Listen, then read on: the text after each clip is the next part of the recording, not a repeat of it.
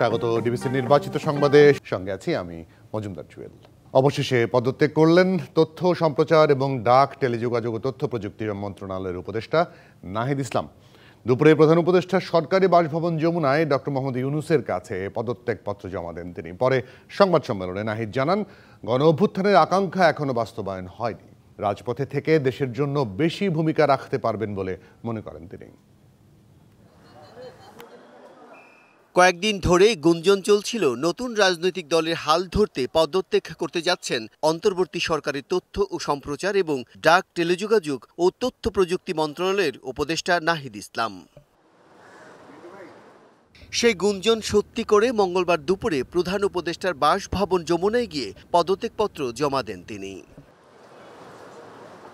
পরে সংবাদ সম্মেলনে নাহিদ জানান, তার অধীনে থাকা মন্ত্রণালয়গুলোর পাশাপাশি অন্যান্য কমিটি থেকেও পদত্যাগ করেছেন। দেশের বর্তমান যে পরিস্থিতি, সেই পরিস্থিতিতে একটি রাজনৈতিক শক্তির উত্থানের জন্য আমার রাজপথে থাকা প্রয়োজন, ছাত্র জনতার কাতারে থাকা প্রয়োজন। আমি প্রধান উপদেষ্টা বরাবর আমার পদত্যাগপত্র জমা দিয়েছি। এছাড়াও এই জুলাই ফাউন্ডেশন, জুলাই শহীদ স্মৃতি ফাউন্ডেশন সহ সরকারের যেই সকল কমিটিতে আমি ছিলাম, এই সকল কমিটি থেকে আমি একই সাথে ইস্তফা আমার হচ্ছে। নাহিদের আশা, উপদেষ্টার দায়িত্বে থেকে যেসব কাজ করেছেন তার ফল জনগণ পাবে এবং তাকে মূল্যায়ন করবে। গত 6 মাসে আমি আমার জায়গা থেকে চেষ্টা করেছি কাজ করে যাওয়ার। 2টি মন্ত্রণালয়ের বাইরেও অনেক অতিরিক্ত দায়িত্ব আমাদের পালন করতে হয়েছে। সেই কাজের ফলাফল হয়তো সামনে জনগণ পাবে। তিনি জানান, আরও কেউ যদি রাজনৈতিক দলে অংশ নিতে চান তারাও সরকার থেকে পদত্যাগ করবেন। আমাদের গণ অভ্যুত্থানের আকাঙ্ক্ষা তো বাস্তবায়িত হয়নি। বিচার এবং সংস্কারের যে প্রতিশ্রুতি নিয়ে এই সরকার গঠিত হয়েছিল, ছাত্ররা এসেছিল, সেই প্রতিশ্রুতি পূরণে অন্য যে 2 জন রয়েছে তারা মনে করছে তাদের সরকারে এখনও দায়িত্ব রয়েছে, তারা এখনও সরকারে থেকেই জনগণকে সার্ভ করবে। তারা যদি রাজনীতি করার প্রয়োজন বোধ করে তারা তখন হয়তো সরকার ছেড়ে দেবে। নতুন দলের আহ্বায়ক হচ্ছেন কিনা জানতে চাইলে তিনি বলেন, অপেক্ষা করতে হবে 28শে ফেব্রুয়ারি পর্যন্ত। এটার জন্য আপনাদের দলটির যেদিন ঘোষণা 28 তারিখ, সেদিন পর্যন্ত অপেক্ষা করতে হবে। Bijan Kumar Das, DBC news, Dhaka. জুলাই গণ অভ্যুত্থানে নেতৃত্ব দেওয়া ছাত্রদের নতুন রাজনৈতিক দলের আত্মপ্রকাশের দিনেই নাম, নেতৃত্ব এবং কমিটি ঘোষণা করা হতে পারে। তবে দলের নির্বাচনী প্রতীক কী হবে সেটি এখন প্রকাশ করা নাও হতে পারে। শুক্রবার আত্মপ্রকাশ করতে যাচ্ছে নতুন এই দল। এদিকে নতুন দলের মধ্যে আওয়ামী লীগের গন্ধ পাচ্ছেন বিএনপি স্থায়ী কমিটির সদস্য আমির খসরু মাহমুদ চৌধুরী। আর বিশেষজ্ঞরা বলছেন, গণতান্ত্রিক চর্চা করতে পারলে সরকারি আনুকূল্যের অভিযোগ কাটাতে পারবে দলটি। এতদিন ধরে আলোচনায় ছিল কবে আসবে ছাত্রদের রাজনৈতিক দল, কারাই বা থাকবে এর দায়িত্বে। এরই মধ্যে 28শে ফেব্রুয়ারি রাজধানীর মানিক মিয়া এভিনিউতে নতুন দলের আত্মপ্রকাশের কথা জানানো হয়েছে। আমরা আমাদের এই আত্মপ্রকাশের যে শপথ, দলটির শীর্ষ পদ থাকছে 6টি। যাত্রার শুরুতে আহ্বায়কের নেতৃত্বে 6টি শীর্ষ পদ সহ দলের কেন্দ্রীয় কমিটির সদস্য সংখ্যা হবে 100 থেকে 150। দলের আত্মপ্রকাশের দিনই এই কমিটির ঘোষণা করা হতে পারে। পরে দলটির কেন্দ্রীয় কমিটির সদস্য সংখ্যা বাড়িয়ে 300 থেকে 500 জন করা হতে পারে। আর এই কমিটি নিয়েই নির্বাচনের প্রস্তুতি নিবে দলটি। জাতীয় নাগরিক কমিটির মুখপাত্র সামান্তা শারমিন জানান, মানুষ নতুন এই রাজনৈতিক দলের প্রতি অনেক আগ্রহ নিয়ে আছে। আগ্রহ ওনারাও প্রকাশ করেছেন, আমরাও আমাদের পক্ষ থেকে বলেছি যে এটা সম্ভব এবং এটা হয়তো আমাদের জন্য প্রয়োজনীয়। কিন্তু আমরা চাইবো না সরকারকে হ্যাম্পার করে, সরকারকে দুর্বল করে এমন কোনো কিছু হোক। বিএনপির স্থায়ী কমিটির সদস্য আমির খসরু মাহমুদ চৌধুরী জানান, নির্বাচন প্রলম্বিত করে এই সময়কে ব্যবহার করে একটা প্রক্রিয়া সৃষ্টি করে শেখ হাসিনার মতো ক্ষমতায় যাওয়ার পরিকল্পনার গন্ধটা পাওয়া যাচ্ছে। ওই একইভাবে স্বৈরাচার ক্ষমতায় থেকে যাওয়ার জন্য অব্যাহত যে প্রচেষ্টা, সেই প্রচেষ্টা যদি আর কেউ করে থাকে সেটা তাদের জন্য সমস্যা হয়ে যাবে, বিএনপির কোনো সমস্যা নেই। নাগরিক ঐক্যের সভাপতি জানান, আবেগের বশে একটা দল গঠন করলেই হবে না। তারা যদি কেবল আবেগের উপর নির্ভর করে চলে তাহলে বেশ মুশকিল, কারণ একটু উদ্বেগের বিষয় তো আছেই, যেখানে সিনিয়র কেউই নাই, অভিজ্ঞতা সম্পন্ন মানুষ কেউ নাই। অবশ্য জামাতে ইসলামী সবসময় নতুন দল গঠনকে স্বাগত জানিয়ে এসেছে। আর ঢাকা বিশ্ববিদ্যালয়ের রাষ্ট্রবিজ্ঞান বিভাগের অধ্যাপক সাব্বির আহমেদ বলেছেন, গণতান্ত্রিক চর্চা করতে পারলে সরকারি আনুকূল্যের অভিযোগ কাটাতে পারবে তরুণদের নয়া এই দল। সংবিধানে এরকম কিছু বলা নাই যে রাষ্ট্রীয় আনুকূল্যে দল করা যাবে না, বা আইনে এরকম কিছু বলা নাই। এটা তারা করতে পারবে। এটা তখনই গ্রহণযোগ্য হবে যখন আপনার ইন্টেনশনের জায়গাটা পরিষ্কার হবে মানুষের কাছে, যে আসলে কি আপনি মানুষের প্রতি ভালোবাসা বা দরদ থেকে দল করছেন নাকি নিজের স্বার্থের জন্য দল করছেন। রাষ্ট্রীয় আনুকূল্য নিয়ে দল গঠনের অভিযোগ আছে দেশের বেশ কয়েকটি রাজনৈতিক দলের বিরুদ্ধেও। তবে এখনকার প্রেক্ষাপট ভিন্ন বলে মনে করছেন এই বিশ্লেষক। নূপুর মাহমুদ, ডিবিসি নিউজ, ঢাকা। বিষয়টা নিয়ে আরও একটু জানার চেষ্টা করবো। আমাদের সঙ্গে বার্তা কক্ষ থেকে সরাসরি যুক্ত হয়েছেন স্টাফ রিপোর্টার নূপুর মাহমুদ। নূপুর মাহমুদ, আপনাকে স্বাগত। নিশ্চয়ই আপনি আমাকে শুনতে পাচ্ছেন। আপনার কাছ থেকে আরেকটু পরিষ্কার করে যদি জানতে চাই বা জানি যে আমির খসরু মাহমুদ চৌধুরী যে কথাটা বলেছেন, সেই কথার একটু সূত্র ধরে জানতে চাই যে আওয়ামী লীগের গন্ধ পাওয়া যাচ্ছে, আওয়ামী লীগের মতো ক্ষমতায় থেকে যাওয়া, ক্ষমতায় যেতে চাওয়ার যে চেষ্টা, সে বিষয়টা আরও একটু কি পরিষ্কার করবেন? তিনি আসলে আর কি বলেছেন? দেখুন, প্রথমত আজকের যে বিষয়টা সবসময় সামনে এসেছে সবার আগে, সেটি হচ্ছে আজকে কিন্তু তথ্য উপদেষ্টা নাহিদ ইসলাম পদত্যাগ করেছেন। আসলে বেশ কিছুদিন থেকে এই গুঞ্জন ছিল কবে পদত্যাগ করবেন নাহিদ, কবে পদত্যাগ, এমনকি কয়েকদিন আগে গণমাধ্যমে দেখেছিলাম একটি হিড়িক উঠেছিল যে নাহিদ ইসলাম পদত্যাগ করেছেন।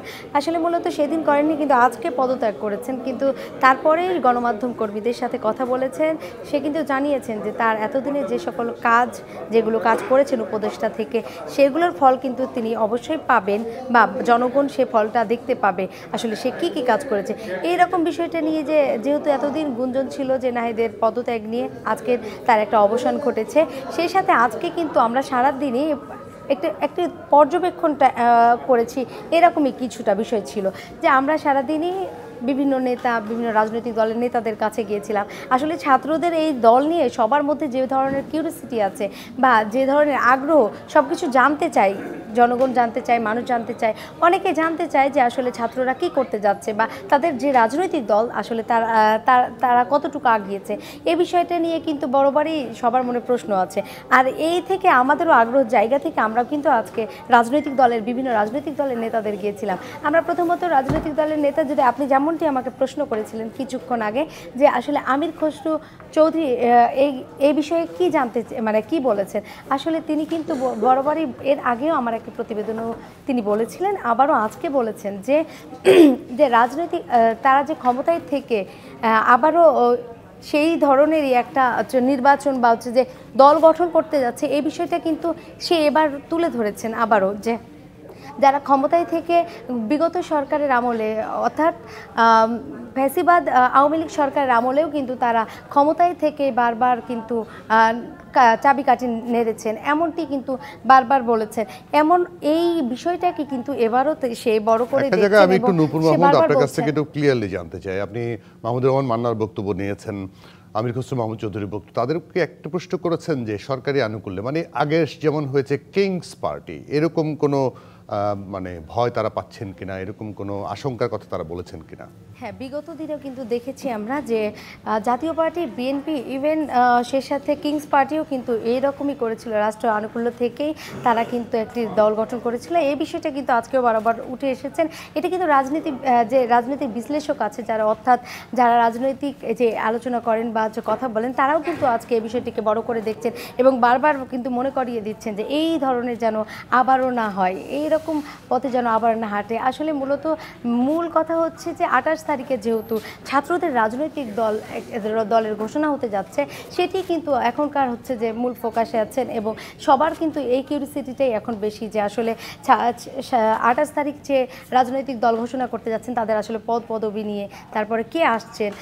যেহেতু আজকে নাহিদ ইসলাম পদত্যাগ করেছেন, সে বিষয়টি তো ক্লিয়ার আমাদের কাছে, সে একটি শীর্ষ পদে থাকছেন। তারপরেও কিন্তু কিছু কথা থেকে যায়। আসলে আরও কারা কারা থাকবেন এই পদ পদবীর ক্ষেত্রে, আসলে তাদের মধ্যে যেহেতু একটা পদ পদবীর একটা বিতর্ক শুরু হয়েছিল, সেই বিতর্কের অবসান তো এখনও ঘটেনি। আসলে আমরা মূলত 28 তারিখ আসলে আমরা কিন্তু জানতে পারবো এবং দেখতে পাবো যে আসলে কারা কারা থাকছে নেতৃত্বে নাহিদ ইসলাম বাদে।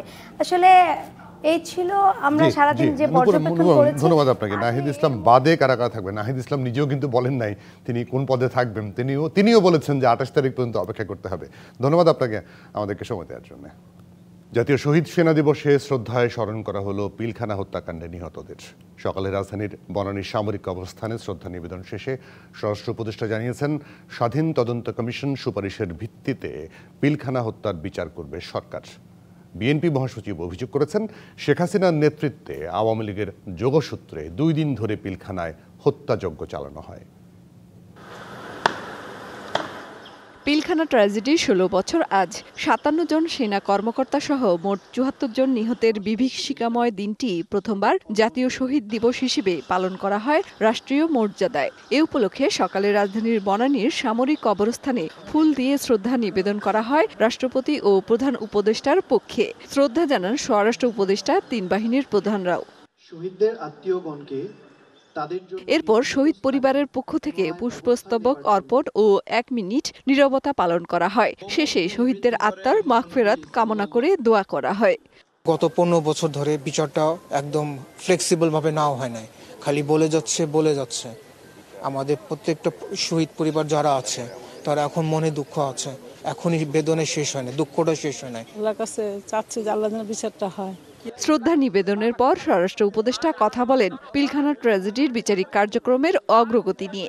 কমিশন করে দিয়েছি এবং কমিশনের 24শে জানুয়ারি থেকে মনে হয় শুরু হয়েছে কমিশনের কাজ। এটা তাদের 3 মাস সময় দেওয়া হয়েছে। তাদের রিপোর্টের বেসিসে আমরা যারা দোষী সাব্যস্ত হবে তাদেরও বিচারে আনতে নেওয়া হবে। শ্রদ্ধা জানিয়েছে বিভিন্ন রাজনৈতিক দলও। তাগিদ দেয়া হয় পিলখানা হত্যাকাণ্ডে জড়িতদের শাস্তির নিশ্চিতের।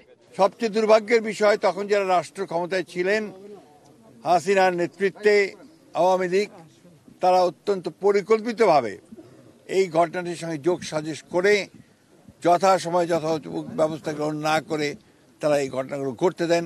2 দিন ধরে বিডিআর পিলখানাতেই হত্যাযজ্ঞ চলে। বর্তমানে যেটা হচ্ছে সেখানেও আমরা আশা করব সম্পূর্ণ নিরপেক্ষ দৃষ্টিভঙ্গিতে যেন এই তদন্ত কার্য এবং পরবর্তী কার্যক্রম করা হয়। দিনটিকে জাতীয় দিবস করায় সরকারকে ধন্যবাদ জানান রাজনৈতিক দলের নেতারা।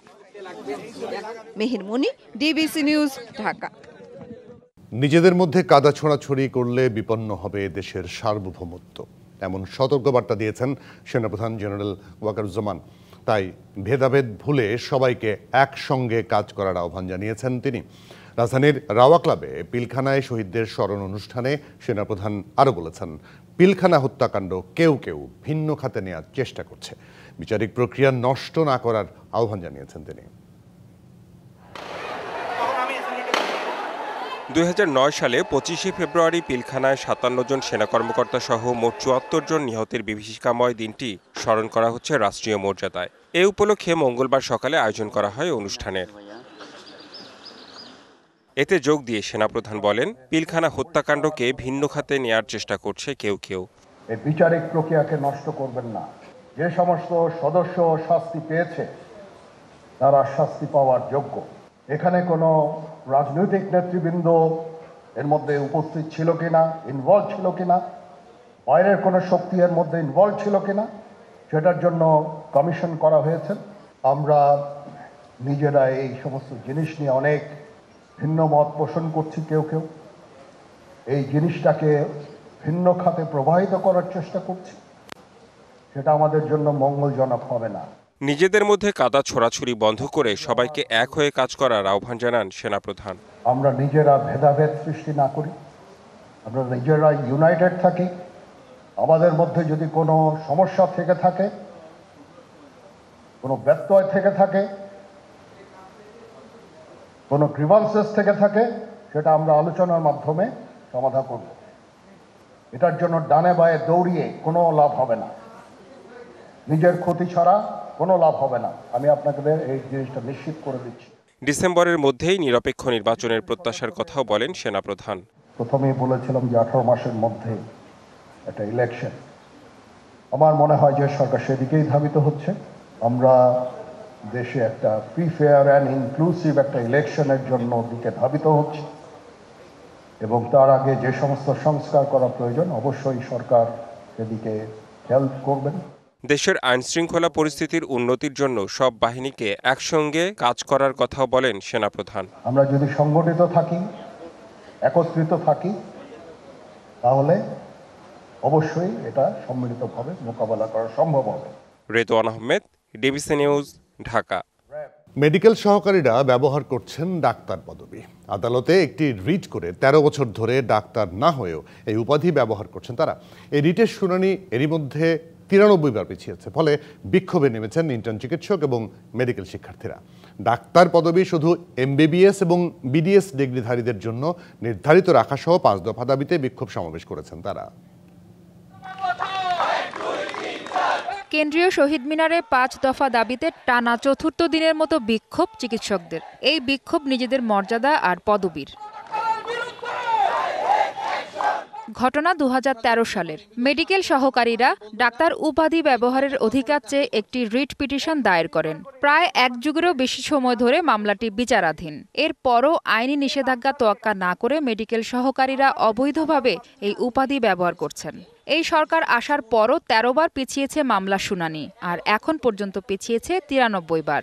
একটা দেশে আইন ব্যবস্থা কতটুকু ভঙ্গুর হইলে একটা ফান্ডামেন্টাল বিষয়ে একটা শুনানি 11 বছর ধরে চলে 93তম শুনানিতে উপস্থিত হয়। আজকে যে 5 দফা নিয়ে আমরা এখানে আসছি, এগুলো শোনেন, বোঝার চেষ্টা করেন। আর যদি আপনাদের বোধগম্য না হয়, এটা বুঝতে না পারেন, তাহলে কিভাবে বোঝাতে হয় সেই ভাষা আমাদের জানা আছে। ডাক্তাররা বলছেন শিক্ষাগত যোগ্যতা ছাড়া কোচিং করা কিংবা সামান্য অভিজ্ঞতা সম্পন্ন লোকের মাধ্যমে চিকিৎসা নিয়ে বিপদে পড়ছেন রোগীরা। অপমৃত্যু, প্রসব যন্ত্রণায় সঠিক চিকিৎসার অভাবে মৃত্যুসহ নানান সমস্যায় পড়তে হয় সাধারণ রোগীদের। পরবর্তীতে যার দোষ চাপে ডাক্তারদের ঘাড়েই। পল্লী চিকিৎসক তারা হচ্ছে অ্যান্টিবায়োটিক ড্রাগ প্রেসক্রাইব করে দিচ্ছে, স্বাস্থ্য ব্যবস্থাকে ধ্বংসের হাতে তুলে দিচ্ছেন। কাদের মাধ্যমে? ডিএমএফদের মাধ্যমে, সেকমোদের মাধ্যমে, মেডসদের মাধ্যমে। সামান্য কিছু টাকা বাঁচানোর জন্য ডিএমএফদের উপরে ভরসা করে জ্ঞানের অজ্ঞতার জন্য আপনাদেরই সবচেয়ে বড় ক্ষতিটা করতেছে। ডাক্তার পদবি সংক্রান্ত রিটটি প্রত্যাহার ও বেকার তৈরির কারখানা, সকল কোচিং সেন্টার এবং মানহীন মেডিকেল কলেজ বন্ধ ঘোষণা সহ 5 দফা দাবি আদায়ে অনড় আন্দোলনকারীরা। একজন এয়ার হোস্টেস যদি আগামীকালকে গিয়ে আপনার আমার প্লেনে বসে বলে আমি আজকে প্লেন চালাবো, তখন কি মানে হাসি খুশি মেনে নেবেন যে জি চালান চালান? সরকারি উপদেষ্টা পরিষদের কাছে আহ্বান করব, আপনাদের কাছে এখন সুবর্ণ সুযোগ দেশের স্বাস্থ্য ব্যবস্থাকে অনন্য উচ্চতায় পৌঁছে দেওয়া। স্বাস্থ্য মন্ত্রণালয় থেকে এই বিষয়ে সুস্পষ্ট দিক নির্দেশনা না আসে, তাহলে আমাদের পক্ষ থেকেই তীব্র আন্দোলন করতে হবে। সকাল 10টা থেকে রাজধানী সহ সারা দেশের সংশ্লিষ্ট শিক্ষার্থীরা কেন্দ্রীয় শহীদ মিনারে জড়ো হন। সেখানে কিছুক্ষণ শান্তিপূর্ণ সমাবেশ করে লং মার্চ ফর জাস্টিস নিয়ে হাইকোর্ট অভিমুখে যায় মিছিলটির একাংশ। পরে আন্দোলনকারীদের প্রতিনিধি দল অ্যাটর্নি জেনারেলের সাথে আলোচনায় বসলে তাদের সর্বাত্মক সহযোগিতার আশ্বাস দিয়েছেন তিনি। মাহফুজা বৃষ্টি, টিভিসি নিউজ, ঢাকা। দক্ষতা আর আচরণে রীতিমতো আলোড়ন সৃষ্টি করে চলেছে চীনের রোবট কুকুর। কৃত্রিম বুদ্ধিমত্তা বা AI জুড়ে দেয়া এই রোবোটিক্স কোথায় গিয়ে থামবে তা নিয়ে এক ধরনের মাথা ব্যথা শুরু হয়েছে প্রযুক্তি দুনিয়ায়। 2023 সালে এই রোবটের বাজার ছিল $120 কোটি মার্কিন।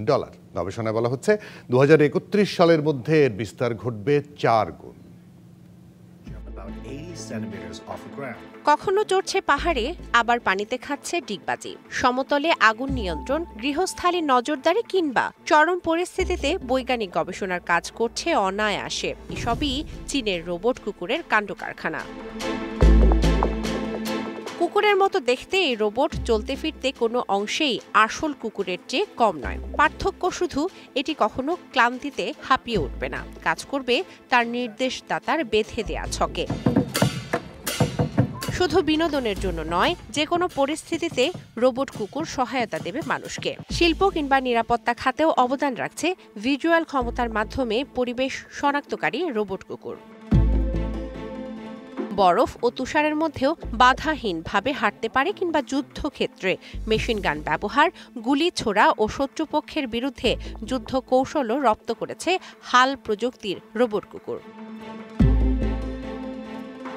ভূগর্ভস্থ টানেলে গ্যাসের লিকেজ শনাক্ত করা কিংবা ধসে পড়া স্থানের মানচিত্র তৈরির মতো কাজেও সক্ষম রোবট কুকুর। সিঙ্গাপুরের বৈদ্যুতিক টানেলে নিয়মিত নজরদারি রাখা সহ শিল্পক্ষেত্রে জটিল কাজে ব্যবহৃত হচ্ছে এরা।